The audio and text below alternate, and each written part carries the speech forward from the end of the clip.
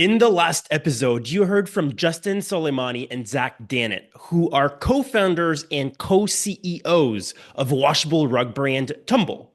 And they've shared how they've optimized their entire product creation process to scale through e-commerce efficiently.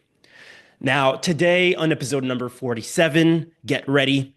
Kareem Elgendi is the CEO of Veiled, an eight-figure fashion brand for Muslim women. And today we'll be talking about how they've optimized their analytics strategy to win at e-commerce. Now, I'm your host, Raphael Paulin-Daigle, and this is Minds of Ecommerce. Now, this episode is brought to you by SplitBase. At SplitBase, we help leading 8 and 9-figure brands such as Dr Squatch, Hyperice, Amica, Once Upon a Farm grow through customer-focused conversion optimization programs. Our programs pinpoint exactly where your store is losing money most, and then we help you fix it. The result, well, you get increased conversions, higher AOV, and of course, more money, which in return allows you to scale advertising profitably. We've been at it now for about a decade, and we can help you manage CRO from A to Z. So that means from customer research, conversion design, strategy, copywriting, and development. We really focus on growing your e-commerce sales while you get to focus on what you do best. So request a proposal today on splitbase.com to learn how we can help you get the most out of your marketing spend and, of course, increase conversions. All right, Kareem, welcome to the show. Thank you so much for being here. Hey, my pleasure, Raphael. Now, this podcast is all about going deep and dissecting one key growth strategy so our listeners can get the most value right away. Now, you've had a lot of success growing your e-commerce brand to 8 figures, Veiled. So just for people to get a bit more context, can you tell us a bit more about, maybe how long you've been running the brand and some of the highlights of that growth trajectory? Yeah. So Veiled was founded back in 2016. I'm not one of the original founders. I was working with the brand as a consultant in 2019, and I became the CEO in 2020. The founders are still involved. We're kind of like a three-headed chimera.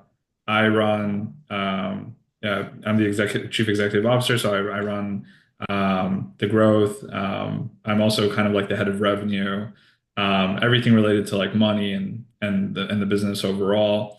And then Nora, she's the one who actually like really started the brand, and her husband Yasser, who's the other co-founder, kind of tagged along, but has obviously been instrumental ever since then. So she's the creative director.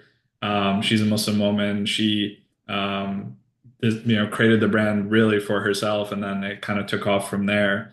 And the goal from day one has been to create garments that are modern yet modest. And that's been a very interesting, challenge in and of itself, beyond the e-commerce and all of that.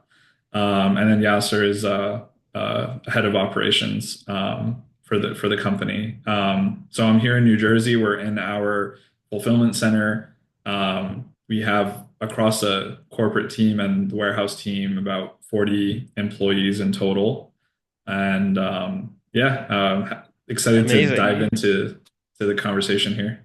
Yeah, I think something I noticed, which is great, is obviously you guys do have a great focus on analytics. User experience is top of mind. I mean, your website, and for our listeners, for those listening to this, go to the website and you'll see that it really strikes the perfect balance of a very high-end, beautiful, refined fashion brand, yet the website remains highly usable. Now, I know that performance when it comes to that is very important to you guys, so I'm not surprised to see that. And you've mentioned earlier that analytics and optimizing your analytics strategy has been very, very key to the brand. Before we dive into how you've done that, could you tell us how analytics and optimizing your analytics, what type of outcomes and successes has it led to the brand, the decisions you've been able to make? Let's start backwards and then we'll break down what you guys have done in order to make that happen.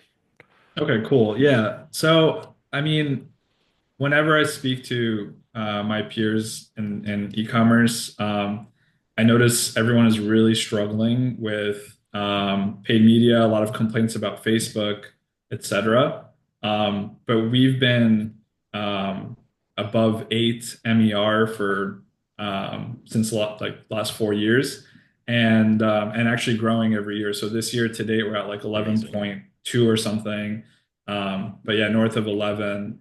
And also we're up in revenue, and a lot of people are seeing a decline or a plateau.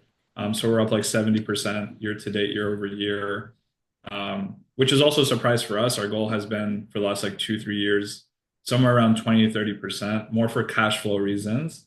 But we've been able to, and the reason we're able to kind of hit that growth target is we've sold out of product a lot faster than we expected, Mm, which does create a little bit of a cash flow challenge, but we've also improved our profitability, so it's less of an issue this year. But yeah, all of that, I would say like 90% of that we can attribute to having really good dashboards and analytics systems in place. amazing. So, all right. Well, an 11, MER marketing efficiency ratio for an eight-figure brand is obviously a great achievement. Now, so tell us more about those dashboards. What do you, as a CEO, look at? Because I think it's probably easy to get too much in the weeds Yeah. when running a brand, but obviously there has to be some sort of level that trickles down from the executive team to the rest of the team. So what do you look for? And I think we can look, yeah, I'll let you answer and then we'll Yeah. we'll dive deeper.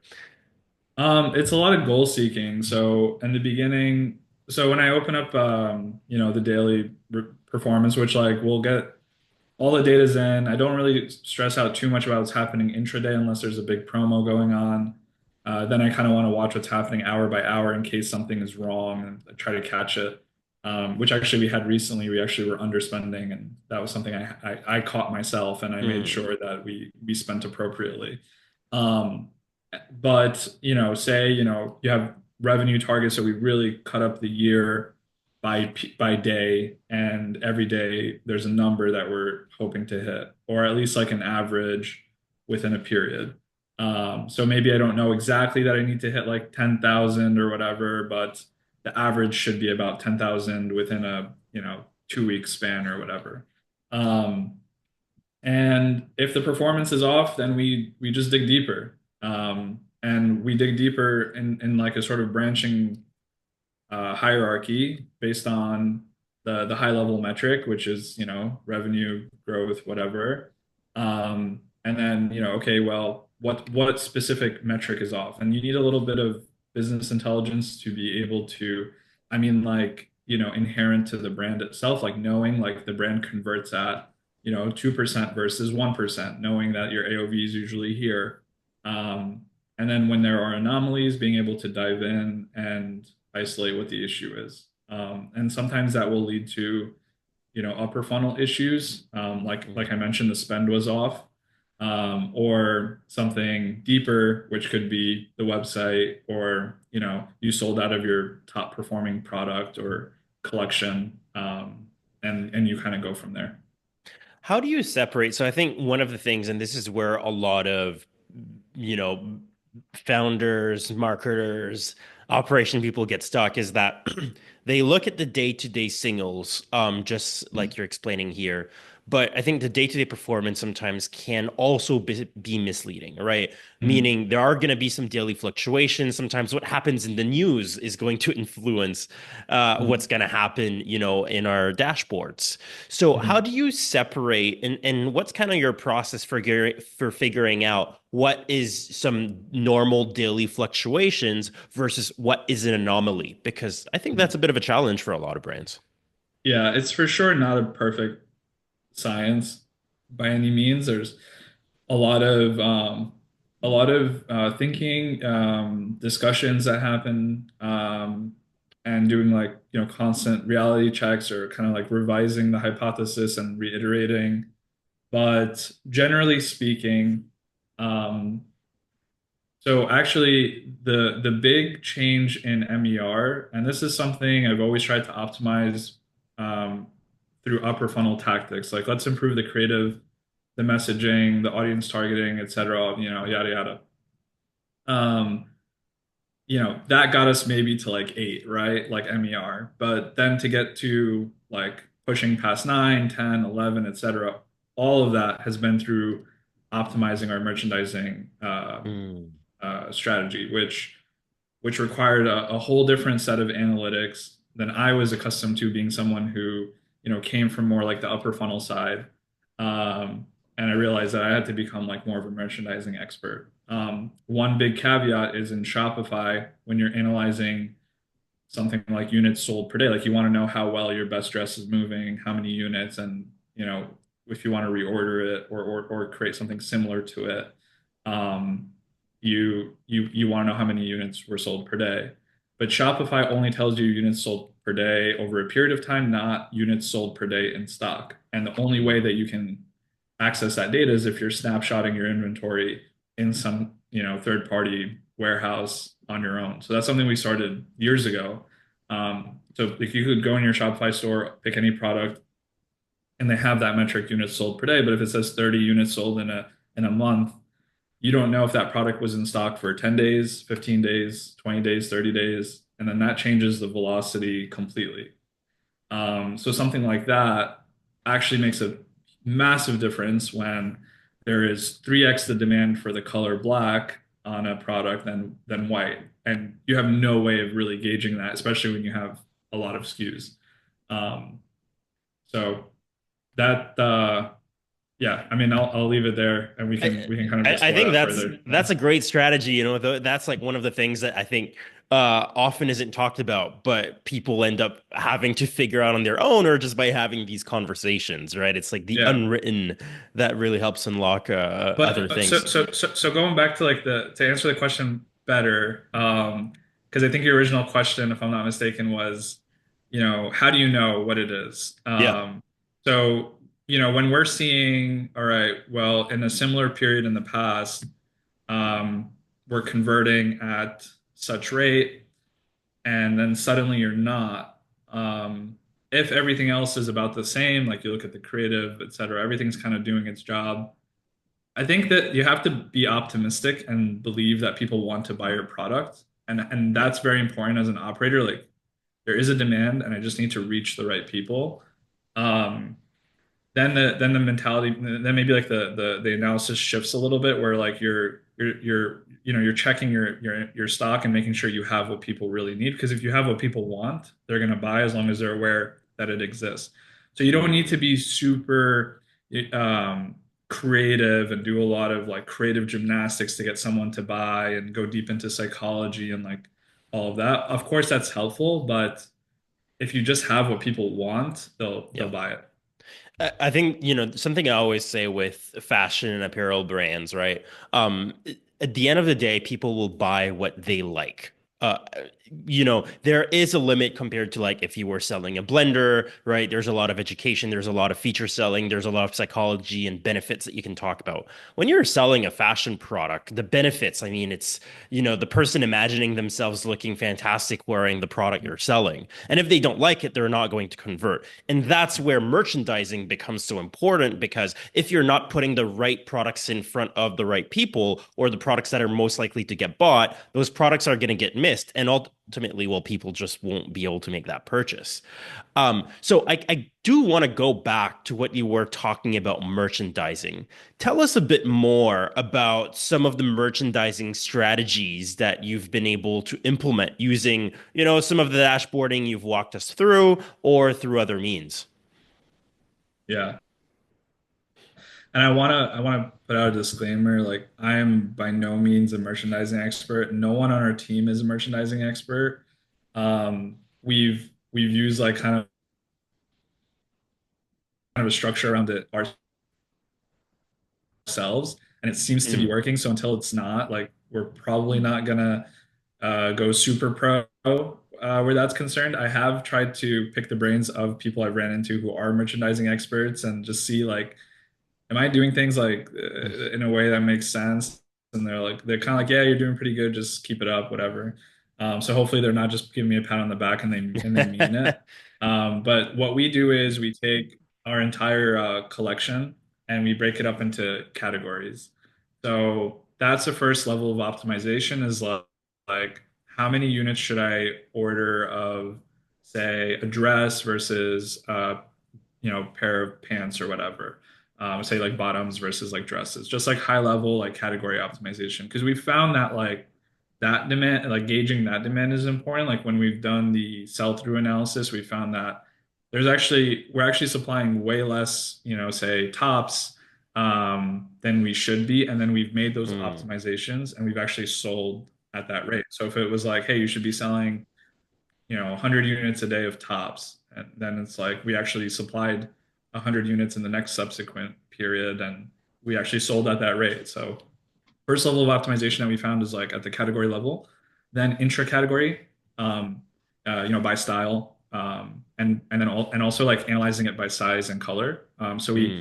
we um, we look at it in those and we dissect it in those different like dimensions, and then the design team, because it's fashion, so we can't just go off of the draft purchase order that the system generates. The fashion team will then apply their fashion sense to the data and place the order accordingly.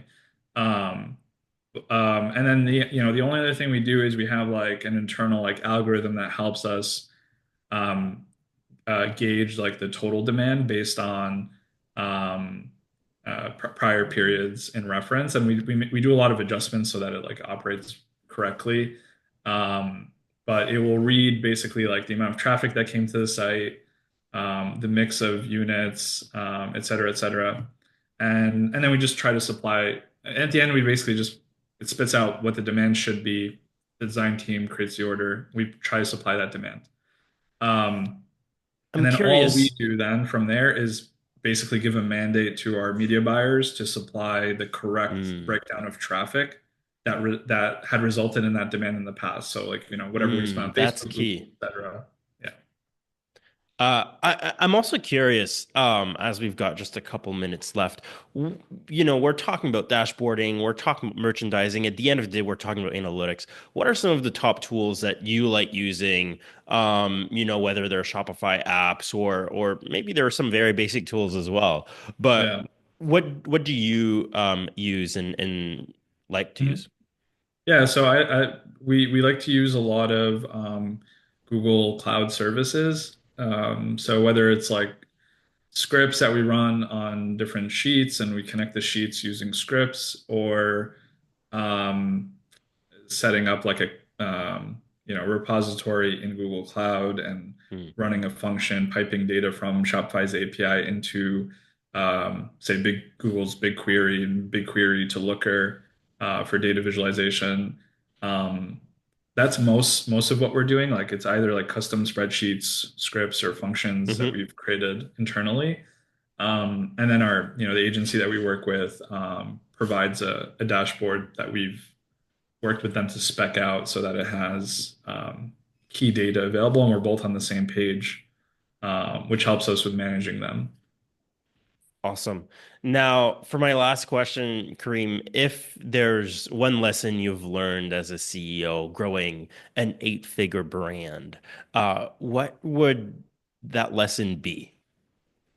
I would say be very curious about the numbers. Every number that you're either presented or you analyze, like be very curious about how that number is generated, calculated, and understand it inside and out in great depth. And also, as I said before, be optimistic about your business. People want to buy good products, um, but you sometimes have to be honest with yourself and be willing to like really see what people want and supply them with it. Awesome. We've been talking to Kareem Elgendi, who's CEO of Veiled. Now, Kareem, if people want to learn more about you or the brand, where should they go? So our website is veiled.com, and I'm on LinkedIn. So they can find me on LinkedIn or email me Kareem at veiled.com. Awesome. Well, Kareem, thank you so much for coming on the show. Thanks, Raphael. Appreciate it. It was a pleasure.